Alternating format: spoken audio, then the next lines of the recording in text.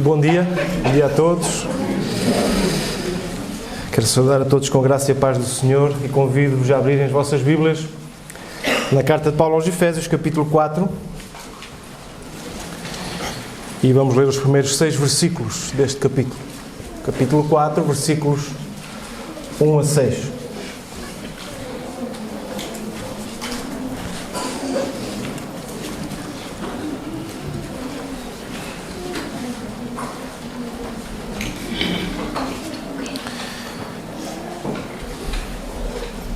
Vamos ler.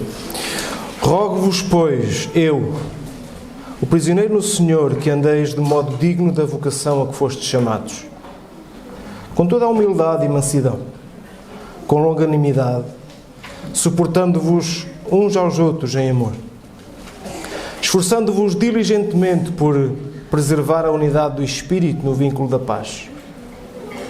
Há somente um corpo e um Espírito, como também fostes chamados numa só esperança da vossa vocação.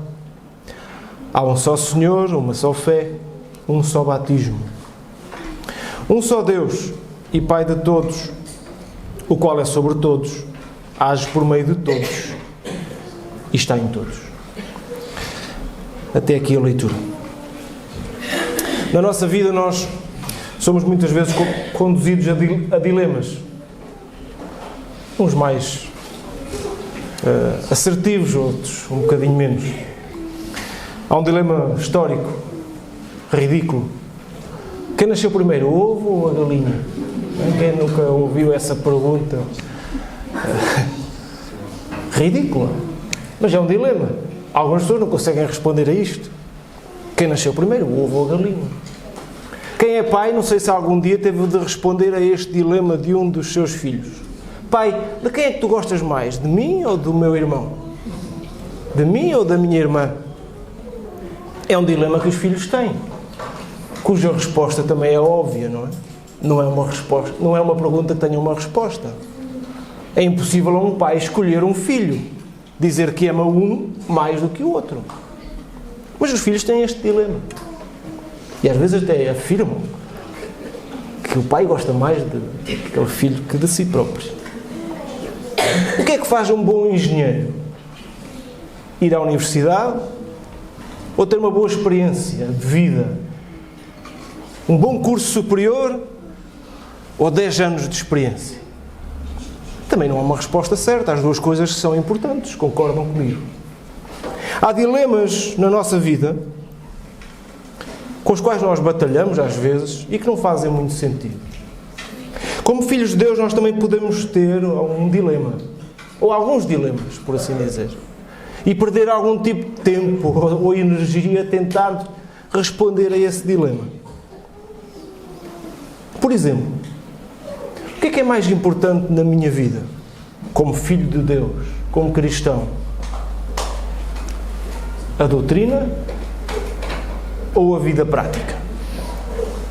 De que é que Deus mais se agrada? O que é mais importante? Eu conhecer com profundidade a teologia, e a teologia não é mais do que o conhecimento de Deus, ou a minha vida prática? O que é que Deus mais se agrada? Será que o conhecimento de Deus ou a teologia deve ocupar um lugar central na minha vida? E eu devo colocar num patamar de secundário a minha vida prática? O que é que realmente agrada a Deus? Será que há uma coisa principal e uma coisa secundária? Será que temos este dilema como filhos de Deus? Será que às vezes entramos em discussões e dizemos, não, uma coisa é mais importante, não, outra coisa é mais importante? Nos capítulos anteriores, Paulo, como nós já vimos, desenvolveu ou tem vindo a desenvolver com os Efésios o panorama do propósito eterno de Deus. Um propósito de salvação magnífico que temos considerado. Paulo tem vindo a explicar claramente as bênçãos que existem para nós provenientes da salvação de Cristo, do Evangelho de Cristo, o quanto nós fomos abençoados. Paulo começa por dizer que Ele nos tem abençoado com toda a sorte de bênção espiritual nas regiões celestes em Cristo. Ele nos deu uma salvação maravilhosa, uma redenção pelo seu sangue, a remissão dos pecados segundo a riqueza da sua graça. Ele nos tem dado tudo isso. Pela graça sois salvos. Estando nós mortos nos nossos delitos e pecados, Ele nos salvou. Ele nos deu a graça da sua salvação. Ele fez de nós um povo. Deus criou uma coisa nova. Um homem novo, uma vida nova. Uma nova sociedade. Deus criou a sua igreja. É isso que Paulo nos tem dito. Ou tem dito aos Efésios e a nós. Paulo tem explicado esses conceitos claramente. Até ao capítulo 3 é isso que vemos. Vemos muita teologia. Vemos a doutrina da salvação. Vemos Paulo a trazer-nos esses princípios importantes para a nossa fé e para a nossa segurança. O nome da nossa série é, mais uma vez dizemos, Graça Explicada e Aplicada.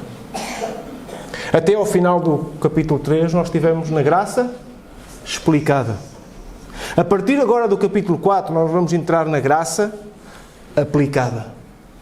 A partir daqui as coisas tornam-se práticas.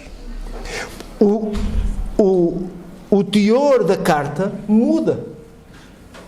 Paulo começa a pratificar os conceitos que ele atrás expôs.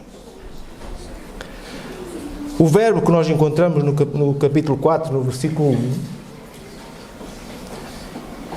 1, o andar, vai ser repetido várias vezes nos próximos capítulos. Encontramos o verbo andar no versículo 1 do capítulo 4, no versículo 17 do capítulo 4 e ainda no início do capítulo 5. Paulo exorta e faz um convite aos Efésios para que eles andem. Andar significa atividade, significa prática, significa fazer. Andar significa obedecer. Muitas vezes nós dizemos: diz-me com quem andas e eu dir-te-ei quem és. Podemos refazer um bocadinho a frase. Diz-me como andas e eu digo-te como és. Diz-me como andas e eu digo-te naquilo que tu crês. Podemos ou não podemos dizer isto? Nesta frase, qual é a ideia principal? É que o fazer mostra o que nós somos. Aquilo que nós fazemos mostra aquilo em que nós cremos. E é isso que Paulo está a explicar. A prática da vida cristã, irmãos, ela tem origem na doutrina cristã. Tem origem na teologia. O agir do cristão está sempre relacionado com aquilo em que ele crê. Então, quando nós somos expostos às verdades do Evangelho, à graça de Deus, o nosso coração se enche de gratidão. E em resposta a essa gratidão, nós vivemos de uma forma prática que mostra essa gratidão. Portanto, a vida do cristão é uma resposta de gratidão ao Evangelho de Cristo. Sabendo daquilo que nós fomos salvos, nós enchemos o nosso coração de gratidão, isso preenche o nosso ser e isso vê-se como vivemos. Porque lhe queremos agradar, porque queremos responder em gratidão, nós vivemos de uma certa forma. Porque fomos resgatados, nós queremos honrá-lo, dar-lhe glória, dar-lhe honra, falar dele, encher a nossa boca e a nossa vida dele, porque queremos honrá-lo, colocá-lo acima de todas as coisas. Então, quando nós falávamos no capítulo 2, em que Paulo está a dizer: lembrai-vos do que vocês eram. Portanto, lembrai-vos, vocês eram gentios na carne, chamados em circuncisão por aqueles que se chamam circuncisos. Nós dissemos que Paulo estava a querer dar-lhes consciência do que eles eram, do que eles são e do que serão. Qual a esperança? Ora, essa consciência é dada pelo quê? Pela doutrina, pela verdade do Evangelho, pela teologia, pela compreensão de quem Deus é e pela compreensão de quem nós somos. Então, o caminho que Paulo trilha nesta carta é muito claro. Do ensino e da exposição da verdade do Evangelho, para a prática. E é agora que entramos na prática, no capítulo 4. Paulo começa por dizer: rogo-vos, peço-vos com insistência, rogo-vos, pois eu, o prisioneiro no Senhor, que andeis em uma vida prática. Paulo tinha dito que a salvação era pela graça, mas nós tínhamos sido feitos para alguma coisa. Lembram-se lá no versículo 10 do capítulo 2? Nós somos feitura dele, criados para quê? Para as boas obras, para que andássemos nelas, não é? As quais Deus de antemão preparou. Portanto, Paulo começa este tema, ele parece que o deixa em suspenso e agora está a voltar a ele. Então, estas obras, esta vida prática que Deus de antemão pensou e preparou para que aqueles que são filhos de Deus, salvos pela graça, andassem, ele vai agora explicar como fazer. Como é que devemos andar? Portanto, é importante nós entendermos, irmãos, que o chamado de Deus envolve sempre uma resposta de obediência a Ele. Portanto, doutrina e teologia, prática e vida não podem ser separadas. O Filho de Deus não faz essa separação. O Filho de Deus não prioriza nem uma coisa nem outra. Porque as duas estão relacionadas, elas não podem ser separadas. Como já vimos, a vida é consequência daquilo em que nós cremos. Como nós vivemos, como nós andamos, mostra aquilo em que nós cremos. A doutrina é a base da vida. Portanto, não vale a pena nós afirmarmos que cremos em Cristo Jesus e não andamos como Ele diz que nós devemos andar. Não vale a pena batermos no peito e afirmarmos a nossa fé, a nossa esperança, que cremos no Senhor Redentor, que cremos nele como nosso Senhor, mas o nosso viver, o nosso caminhar diário não mostra isso. É uma incongruência. Não faz sentido. Mas também não vale a pena afirmar que não precisamos da doutrina para nada. Não vale a pena dizer que nós não precisamos de aprender coisas, de aprender quem Deus é, de aprender o que é o Evangelho, o que nós somos, quais os propósitos. Não vale a pena dizermos isso, porque também não encontramos essa verdade na Palavra de Deus. Portanto, Paulo exorta a andarmos. Rogo-vos que andeis de modo digno da vocação a que fostes chamados. Paulo coloca dignidade neste caminhar. Há um modo digno. Há um padrão, há uma matriz. É isso que Paulo está a dizer. Eu rogo-vos para que vocês andem de uma forma digna. Digna de quê? Da vocação a que fostes chamados. Paulo está a dizer, se vocês foram chamados por Deus para o Evangelho de Cristo, há um propósito eterno que Deus já estabeleceu. Há um padrão para este andar. Há uma dignidade. E há dois vetores fundamentais que Paulo desenvolve neste capítulo 4, que nos refletem este padrão, esta matriz, que é a unidade e é a santidade. Até o versículo 16 nós vamos falar de unidade. Desculpa, até o versículo 24. A partir do versículo 25 nós iremos falar de santidade. São duas características fundamentais do povo de Deus, desta dignidade, deste andar de um modo digno. Deus fez de muitos povos um só povo. De dois, um. De ambos, um. Um só povo. Um só. Dos dois, um. E aqui vemos o princípio da unidade. Deus não fez muitos povos. Deus não anexou povos. Deus, de muitos, fez um.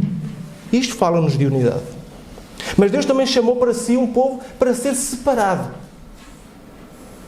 Tal como Israel era, lembram? Um povo peculiar. Um povo especial, seu. A Igreja é também um povo separado. Para viver de uma forma diferente. Para viver de uma forma santa. Iremos falar. Mas hoje iremos falar acerca do princípio da unidade. Do princípio da união. Que é uma característica fundamental do povo de Deus. Esta passagem, irmãos, estes 6 versículos, eles vão nos estimular a este propósito. Estimular-nos a vivermos em unidade. vão ocupar-nos com esta urgência de entendermos que o plano de Deus para a sua igreja é que ela seja unida. Que ela viva em unidade. E como é que isto pode ser feito? Que comportamentos, irmãos, precisam de ser vistos em nós, no povo de Deus, para que esta unidade seja revelada? Já vamos falar à frente um bocadinho acerca de quem garante esta unidade. Mas que comportamentos, segundo o que Paulo nos está a trazer nestes versículos, que comportamentos é que precisam ser vistos em nós, fazemos parte deste povo, para que a unidade seja vista, fique patente no nosso relacionamento? Há 4 comportamentos. Paulo começa por falar na humildade. Irmãos, a capacidade de nos renunciarmos a nós mesmos, a capacidade que o homem tem ou não tem de renunciar aos seus direitos, renunciar àquilo que ele é, deve ser das coisas mais afastadas ou longe da natureza humana. Acho que concordamos todos com isto. O normal é o homem não ser humilde. O normal é o homem encher-se de orgulho. Até porque muitas vezes a humildade está mal definida nos nossos dias. Nós dizemos que uma pessoa é humilde, ou atribuímos à humildade, muitas vezes, a fraqueza. Não é? Uma pessoa fraca. É uma pessoa que se deixa humilhar. É uma pessoa que se deixa até rebaixar. É humilde. Coitadinho. Muitas vezes a humildade é vista assim. Nós sabemos que isso não é humildade, mas muitas vezes a humildade é vista assim. E nós podemos ser enganados. E qual é a resposta a esta má definição? Nós colocamos orgulho na nossa vida para não permitir que isto aconteça. Portanto, o contrário da humildade é orgulho. É normal. Mas o orgulho é muito perigoso, como nós sabemos. O orgulho é aquele que nos empurra para uma disputa. O orgulho é sempre aquela pessoa que nos empurra para nós entrarmos numa discussão, numa contenda, porque achamos que temos razão.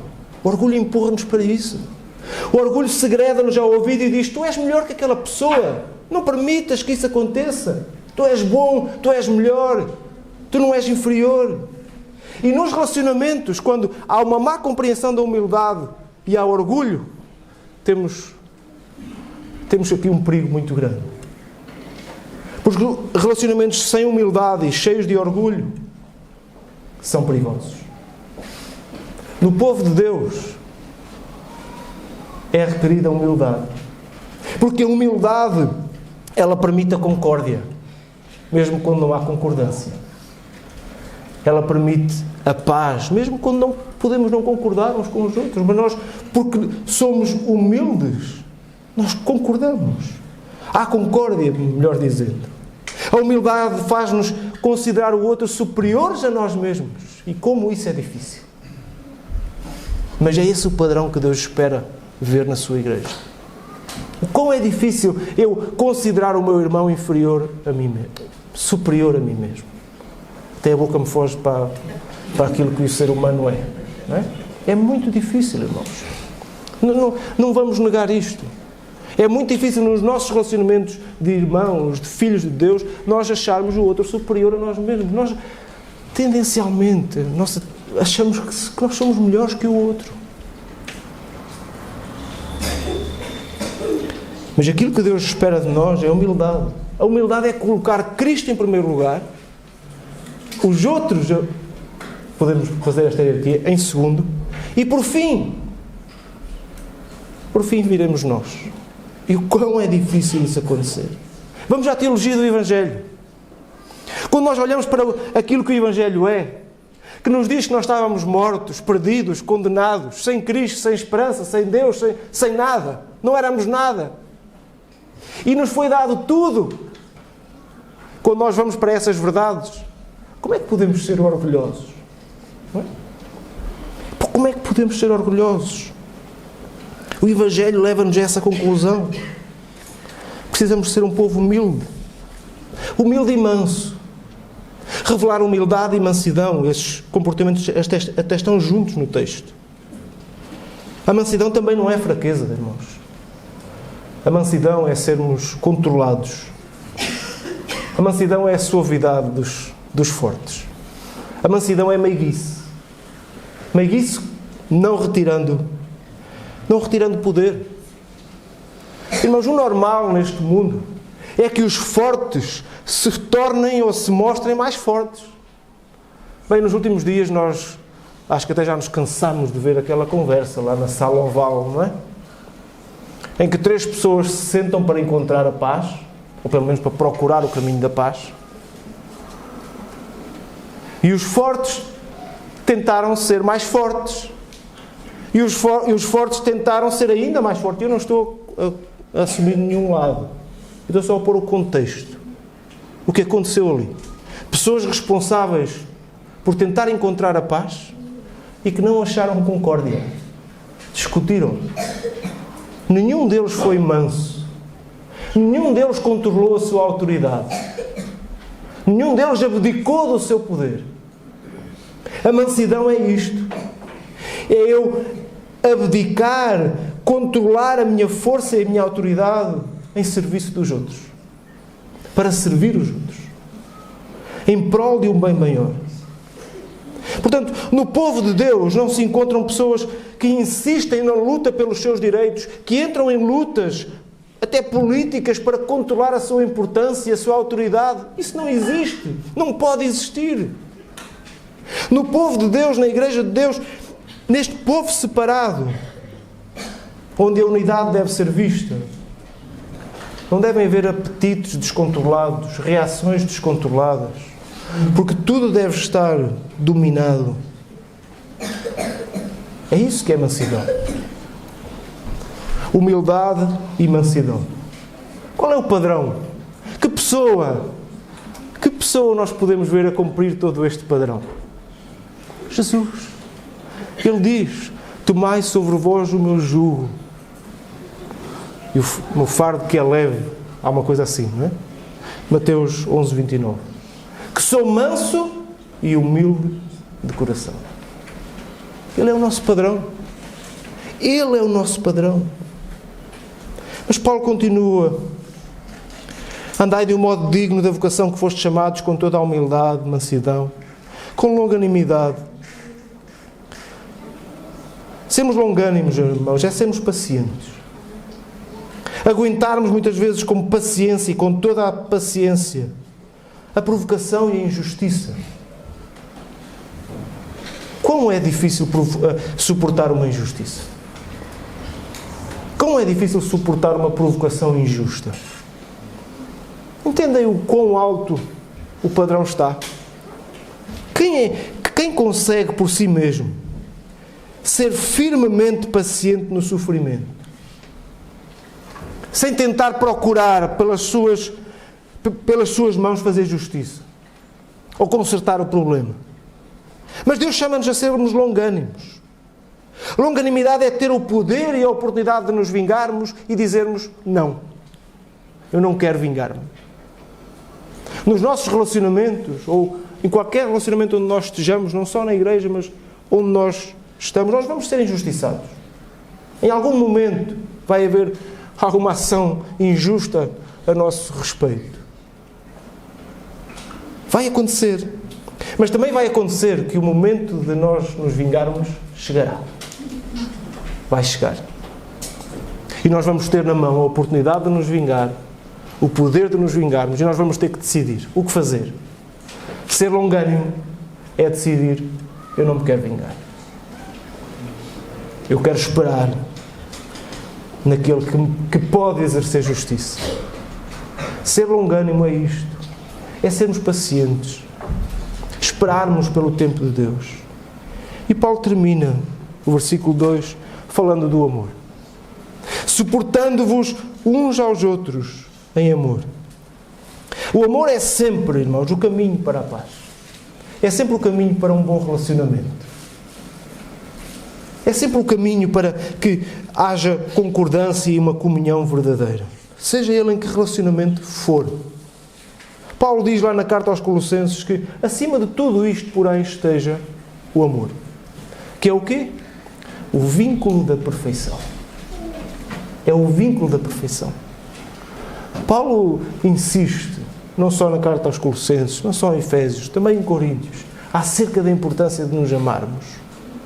E como o amor nos permite fazer coisas que são inexplicáveis. Permite suportar-nos. Permite ser auxílio ao nosso irmão. Permite fazer coisas que não seria suposto nós fazermos. Então estes comportamentos, a humildade, a mansidão, a longanimidade e o amor, fazem parte. Devem fazer parte deste caminhar, deste andar de um modo digno. Para quê? Para que a unidade seja revelada. Para que a unidade seja vista. Irmãos, há um princípio que temos que entender. Não somos nós, com este comportamento, que criamos a unidade. Bem, vamos viver assim e então a igreja vai ser unida porque nós vivemos assim. Não é esse o princípio. A unidade, ela já está criada.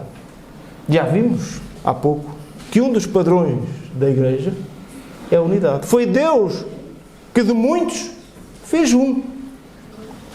Foi Deus que uniu povos. Foi Deus que reuniu na igreja o seu povo, o único povo. Esta unidade está garantida, está criada. Mas Paulo explica-nos muito bem o que é que Deus espera de nós. O que é que Paulo diz?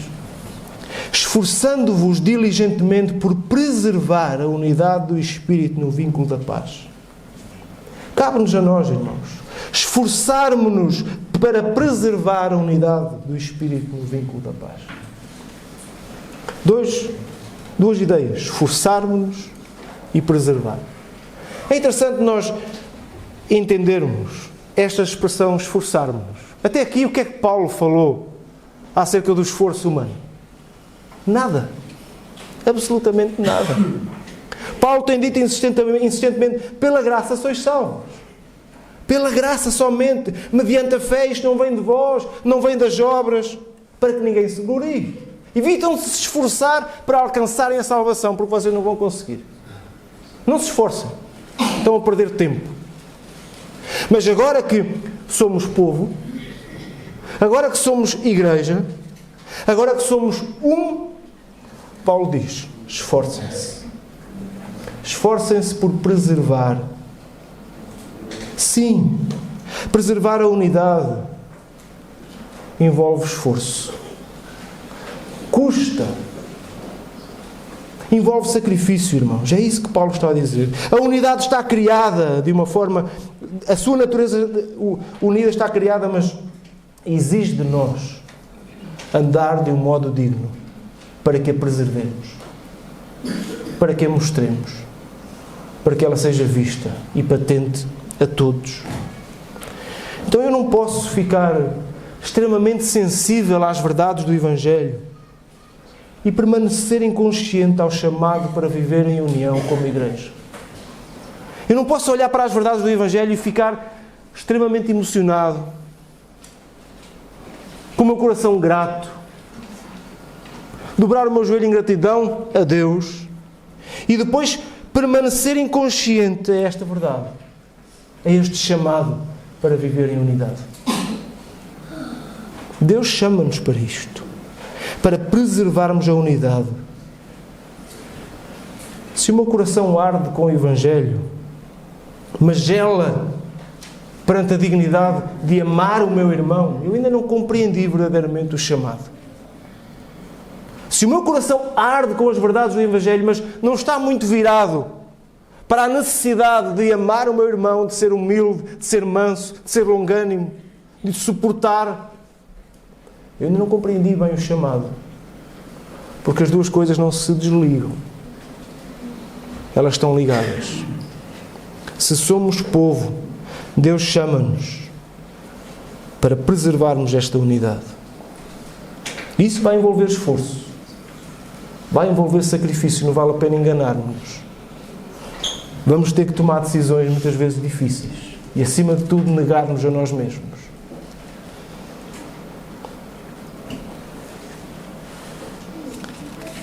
partir do versículo 4, quando nós achamos que Paulo já se esqueceu da teologia, Paulo já está só no domínio prático, Paulo dá aqui uma pequena volta. Quando nós já podíamos estar a dizer, estão a ver, o que importa mesmo é só vivermos. A doutrina não é assim tão importante. O amor é que importa, só. Paulo mostra-nos aqui novamente, para que não nos esqueçamos de que não é bem assim.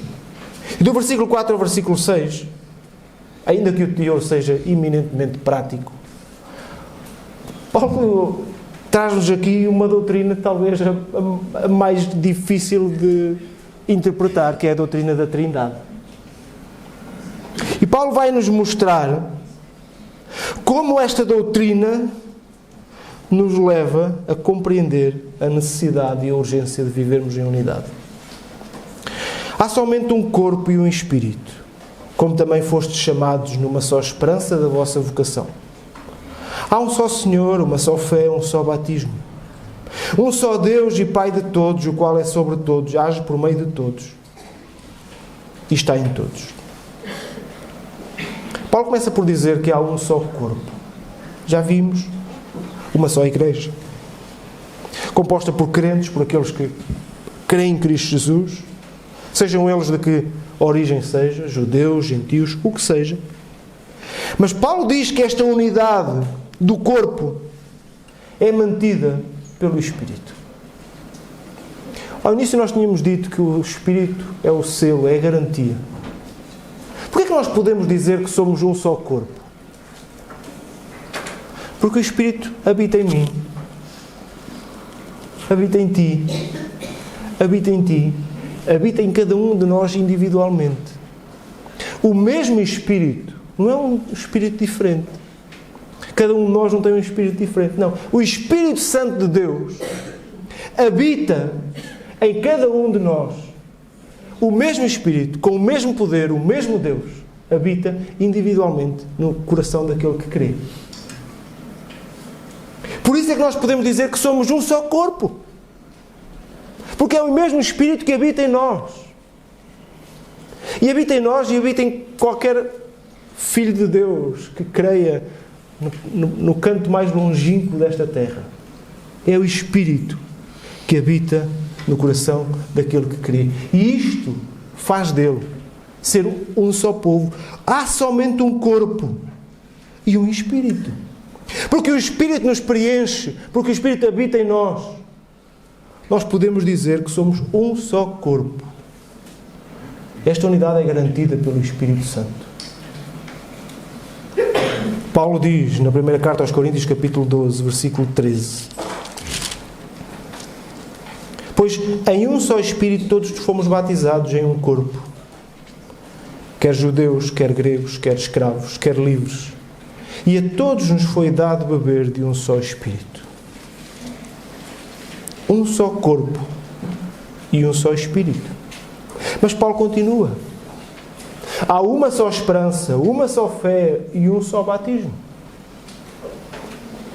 Porquê que há só uma esperança, só uma fé e só um batismo? Porque Paulo explica. Porque também só há um Senhor. Neste povo, ele está unido por quê?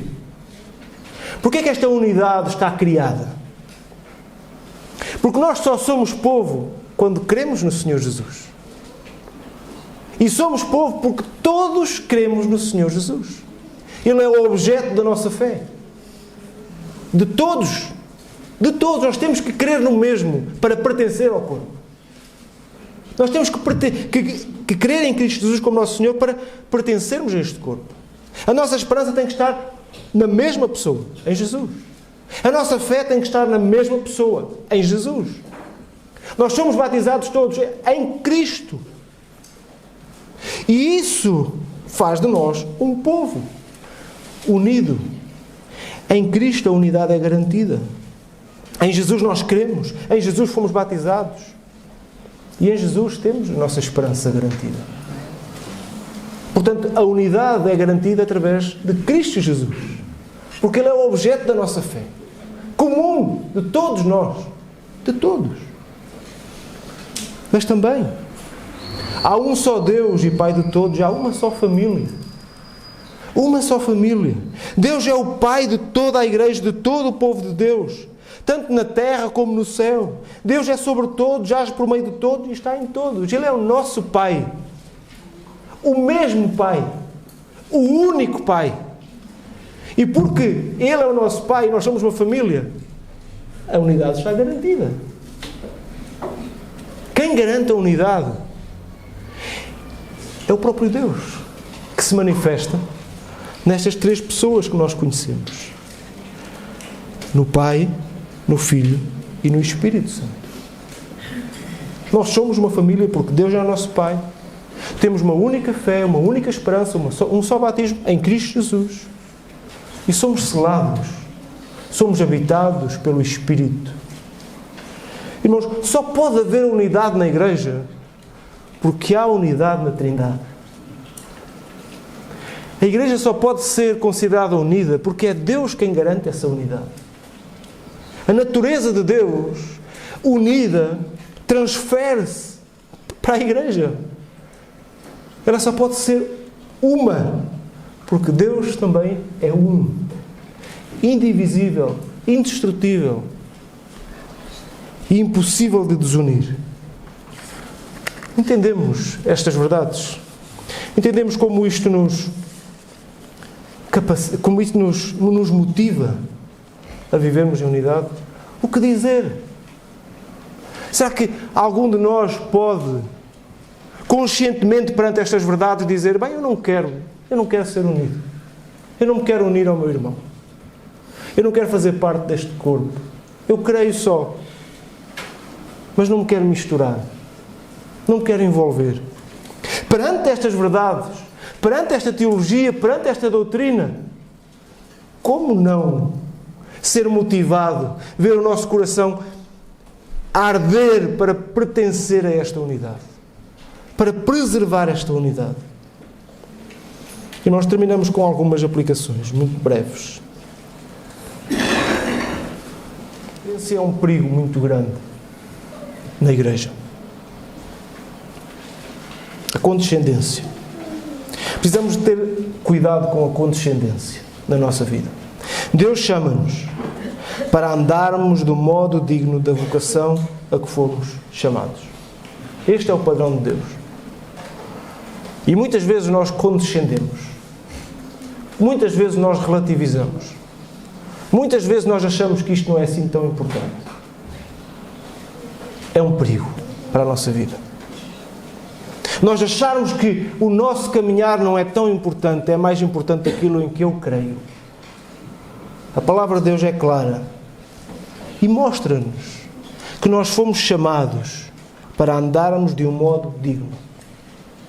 Então não podemos ser condescendentes com o nosso pecado. Não podemos ser condescendentes com um andar indigno. Mas também temos de ter cuidado com a indiferença. Não podemos ser indiferentes a esta missão que Deus nos dá, de preservarmos a unidade do Espírito no vínculo da paz.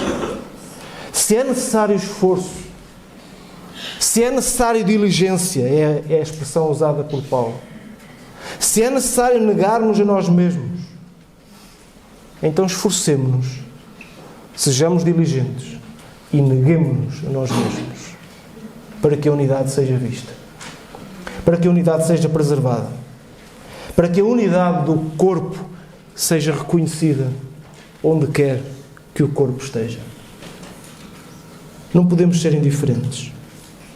E por fim, quando entendemos a natureza e o fundamento da unidade, quando entendemos estes últimos versículos que lemos, de porque é que a igreja é unida, porque é que a igreja é uma só, quando entendemos a natureza e o fundamento destas verdades, entendimento e vida. Quando entendemos isto, a resposta só pode ser uma: viver, viver e viver. Não há dilema. Não pode haver dilemas em nós. Não há uma coisa mais importante que a outra. Uma coisa leva à outra. Quando nós entendemos as verdades, a natureza e o fundamento da unidade da Igreja, que está dependente da unidade do próprio Deus, só há uma resposta possível: viver para preservar a unidade do corpo. Que Deus abençoe a sua palavra aos nossos corações.